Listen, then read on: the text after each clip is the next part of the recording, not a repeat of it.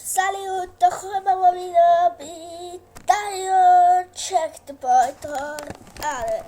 Also, das ist ja der neue Sender im Fernsehen. Na gut. Also, okidoki auf 11 Uhr bei uns im Fernsehen. Ja, das ist cool.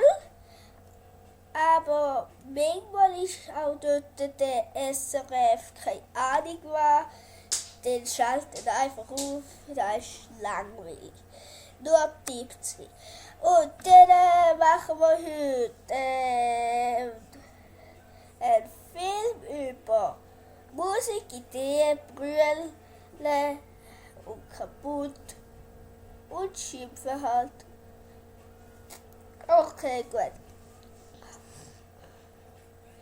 Es wird jetzt gerade eine Schicht sein und ja, halt, also,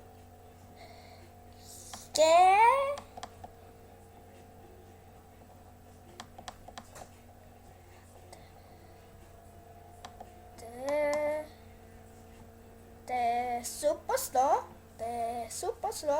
der brüllen, weil er denkt, hätte so keine Musik können machen, gute.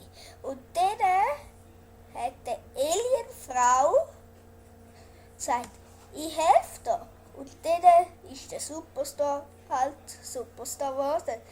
Dann hat ihm sein Hund eine Idee gehabt. Er sollte doch der berühmteste werden. Aber er sollte doch keine gute Musik haben. Und da ist halt der Justin Bieber. Oh! Also gut. Aber der hat ihm sein Wort und sagt, du musst bessere Musik haben, Manni. Du bist schlecht für die Welt, Manni. Ja, und dann ist halt der Film vorbei gewesen. Und bis zum nächsten Mal. Und das ist jetzt halt nur eine Geschichte gewesen. Ein Märchen. Die Filme kommen, glaube ich, morgen. Die Ideen, die ich gehabt habe, ich habe sie eben zuerst müssen